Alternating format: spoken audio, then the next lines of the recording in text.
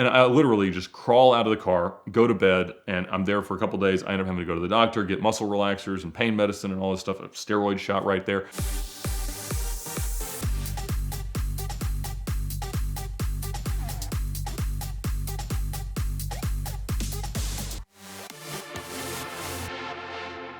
The process of identifying and pursuing your dream car is one of the most personal aspects of automotive enthusiasm, of the car hobby. And I remember from the first article I ever read about a Lamborghini Murcielago, that was the car. I knew that what I wanted to do professionally had to roadmap to me being able to afford one, because it wasn't like, oh, that's my dream car if I ever win the lottery. Like, going to work just to pay your bills and have shelter and eat food is for the birds. Like, the reason we try really, really hard at life, at jobs, at entrepreneurism, whatever it is for these big goals. And that's what makes work feel okay. And so I wanted to find a way to do it. And I bought my first one in 2012. It was a 2008 orange LP640 Roadster, and I loved the car. I mean, it was not a great example. It had the most miles that I'd seen one transact with.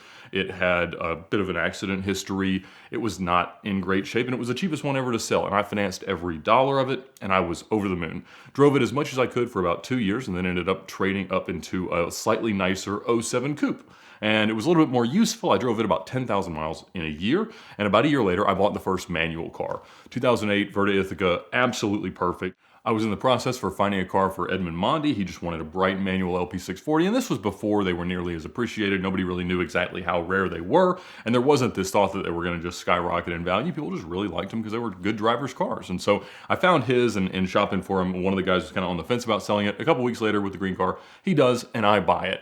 And I remember as soon as the deal process, the loan funded, the title went through, I put my plate on it like it was mine. I mean, I had a multi-$100,000 long-term loan that I never thought I'd ever be able to pay off, but I owned the car and I got to drive it. And I just remember the catharsis of it all just kind of washing over you, thinking like, man, have I beaten the game? But that also comes with, like, does the rest of life still make sense? Because as fun as it was selling cars all day, there were things about the day-to-day car business that I really didn't like. And they were okay and they were likable because it was how I was going to be able to afford my dream car. And when there wasn't a dream car beyond the one in your garage, it's a lot harder to tolerate some of that stuff. And so that, combined with having recently set the Cannonball record and a handful of other things, I very quickly, after I bought that car, totally lost my appetite for selling cars every day at that dealership. And so a few fairly short months later, I quit my job. I didn't know what I was going to do next, but I knew that I didn't have the hunger to push as hard at that job as I had been. I actually thought that I was going to get a job working for Porsche Financial Services, running leasing programs for Lamborghini, Bentley, and Bugatti, because that's all done through Porsche Financial Services, or it was at the time. And I was going to take like a 70% pay cut, which I was really excited to do. Like, I was like, I'm going to have a 9-to-5 job, but it's going to give me more time to go drive my car. I'll have more time with my family. It was ideal. Now, unfortunately, they did not believe that I was actually okay with that amount of a pay cut. I was like, it was on the application. You told me what it was. I mean, like, I'm totally okay with this. Let's do it. But I didn't get that job. So about 6 months later, we started VINwiki. And in doing so, I knew that I needed a new goal. Like, for me to push this new business as hard as I possibly could, I needed to have something that I was striving for. And I had driven Bugattis, and I thought, you know what? It's a ridiculous goal. I'm going to buy a Bugatti. And so I told various friends that, and they know that if I say something like that, I am going to be trying really, really hard. It may or may not work, but I'm going to do everything that I can to try that. And I'd say about a year and a half ago, I probably got in a position where the total value of all my cars and the loan that I could probably convince Premier Financial Services to give me was enough to buy a really, really bad Veyron, like a $700,000 to $800,000 car, which a year and a half ago you could generally have found if one came up for sale. Now, they're not common cars, and very few of them are not nice, and so there wasn't anything immediately available, but I started thinking more about it. The prospect of owning a Bugatti, particularly a Veyron versus a Chiron, is a little eye-watering from a financial perspective. I mean, you're dealing with $21,000 oil changes, $22,000 sets of tires, multiple parts and systems that can fail that are $100,000 to $250,000 to fix. They're awesome cars. They drive great. I really like them, but they're not really considered to be driver's cars. They are engineering marvels. They're not manual transmission sports cars.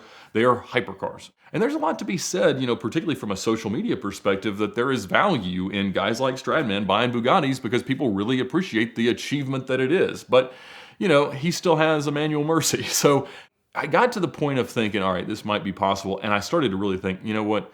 It probably does need to be a Chiron so that I can have, it's strange to say, slightly more economical ownership. You're talking $8,000 or $9,000 oil changes, and you can put regular Sport Cup 2s on them, but if you go with the Bugatti specific ones, they're like 11 or 12 grand. So it's a lot less to keep them on the road. You can drive it a lot more, and it's faster. So, that seems better, right? But it's a $3 million car. And so, as I mentioned in the last video, I was talking to Bugatti North America, and they said that they might be selling a couple of their development cars for the Chiron platform. There's 8 of them, and they were about to be retired because they were going to sell through the rest of the cars, and they thought they were going to sell me one. So that's when I listed all the cars for sale, and unfortunately that didn't work out. They decided they were too rough to recondition. They all had like 60, 70, 80,000 miles and mismatched body panels and incomplete interiors, and it just beat up cars because that's what they were doing, is seeing what the cars could do and what they could take.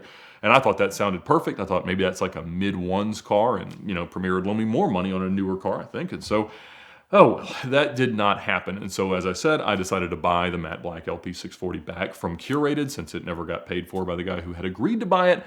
And I just thought, all right, well, now I'm kind of liquid. I got space in the garage. I'll look for what comes next. About that time, I got an email from a guy in Germany, and he was helping the owner of a Mercy SV listed for sale. And this was a Rosso Andromeda car that was originally a US car, but it had been exported. And it got exported after it sold at Copart after it had been utterly destroyed in a huge accident. And so the whole front had been knocked off, and while it sat at the Copart lot, it got stripped, and they took out the center console and the seats and the wing and the bumper, a bunch of junk. And so the car left not in good shape. I think it sold for like $150,000 in, 2016 or 17. And it had been rebuilt either in Belgium or Hungary, and it was owned in Austria, but driven most of the time in Germany. Now, the question he had for me was about the number on the car, because they're all numbered as Mercy SVs out of 350. Originally, it was thought there were only 186 of them built because they didn't sell very well initially. Now, we think there's probably like 250 to 275 that were actually built. There were only 44 US cars, and this was one of them. When I had put all of them, all the US cars, into VINwiki, I put my notes from other lists that I'd built long before we had the VINwiki app, and I had said that that was car number 240. Now, when he was looking at the car, it had a badge that said 257. And we had to try to figure out, what that was. It was quite a mystery because, why would somebody change the badge on the car? And we didn't really know the extent to which the interior had been stripped, but it sounds like that plaque was, taken away from the rivets and taken off the car before it sold into Europe. And so in the process of putting a new nose on the car, which they use European side marker lights and everything else, they had obviously ordered a new one, and I guess Lamborghini didn't know which number it was. And so maybe he just decided that was the number that he wanted, or they thought that was correct. But in fact, 257 is a black car in Miami. Regardless, the car was there, and he was having a really, really hard time selling it because US cars don't sell all that well in Europe. Accident history cars don't sell all that well in Europe. And, it just, honestly, SVs don't sell all that well in Europe. All the money for an SV in Europe is 500 grand. Whereas in the US, last week, the first $1 million transaction of a Mercy on Earth happened, and it was an E-Gear SV with obviously lower miles and no accident. But this one was priced at what was fair for the history. It was not a steal, but it was a good enough deal. And I started to think, you know what? That would be really, really cool. Because as I mentioned in the last video, the idea of having a manual LP640 coupe, a manual LP640 roadster, and if you added an SV, extrapolated over 20 years from now, that would be like having a 300 SL coupe, a 300 SL Gullwing, and a 300 SLR in your garage. That is the ultimate of owning and loving that type of car. We go back and forth a little bit and end up agreeing to a deal, and I agree to buy it. So a huge thanks to Alex Hess from Germany for reaching out to ask me a question about the mystery serial number of this Lamborghini, but also just for being super helpful through the entire process. Like I said, you really have to trust somebody to buy a car from Europe and try to bring it back to the US because you don't have a lot of stuff to fall back on if things go pear-shaped. But he was perfect throughout the whole process, made everything available as it needed to be for shipping, and I can't say enough nice things. So I'll put a link in the description to how you might contact him if you're looking for a Lamborghini or some other exotic car in Europe. And I was so excited, but I was also in the process of importing a car out of the UK from Sam Hard. He'd helped me find it. And it was a TVR Cerbera that's for an upcoming Car Trek series. And so obviously there'll be a lot more stories and things about that car. But I was already 3 months into trying to get a ship lined up and all the delays and all the increased costs and everything else. And so I was still not close to having that car. So the idea of having to ship another one out of Germany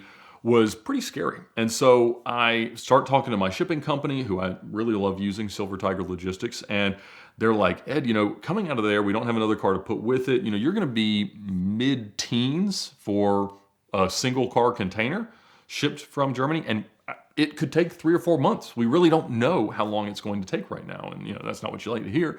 And so, at this point, when you buy a car in Europe, you have to send all the money. It's not, I always say nobody gets to have the car, the title, and the money. You don't have a choice when you're buying one in Europe. They've got the car, you send them the money, they've got the title, and it's all got to stay together and ship. So I did not want to have that kind of limbo state, not knowing if I was ever going to see this car for that long. And so they proposed flying it. And flying it, I think, was $23,000. I was like, that's insane, but it was, in fact, the best option. And it got it here in a day rather than an unknown amount of time. So we flew it in.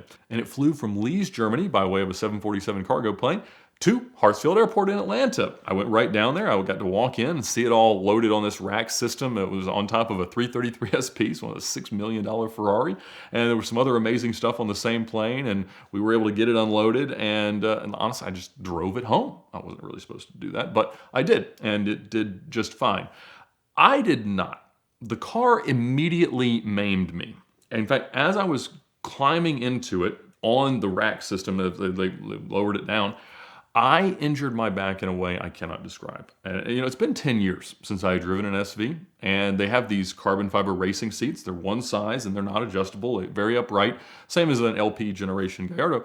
And I remember, slouching down as I normally would and driving the cars. But in trying to do that then, I tweaked something in my lower right back and I was in agony. And I was trying to get the car to move, and the brake light switch was failing, so you had to stomp just right on the pedal in order to get the car into reverse or first gear. The clutch position settings were a little bit not ideal, and so it was a hard thing to move. And I'm saying, immediately, of course, I have an E-gear problem with an E-gear car, and you can't get a manual Mercy SV. There's only 7 of them on Earth, and only 3 for the U.S. Nobody ever intends to sell them, and if they did, it's a $2, $3, $4, $5 million car, probably, whatever. I was actually really excited to have the E-gear car. It's something my wife can drive a bit, and it's one of those things that you can't have a stick, and so you forgive E-gear. And I think E-gear is always forgivable on Mercies, but in these, there's enough cool stuff about it being an SV that it's totally forgivable. This car shows up, it's just gorgeous red. I am dying. I managed to barely get the car home, air up the tires, and I literally just crawl out of the car, go to bed, and I'm there for a couple days. I end up having to go to the doctor, get muscle relaxers and pain medicine and all this stuff, a steroid shot right there. And finally, I get to the point where I can walk. And even now, a couple of weeks later, I'm still probably 80%. It hurts.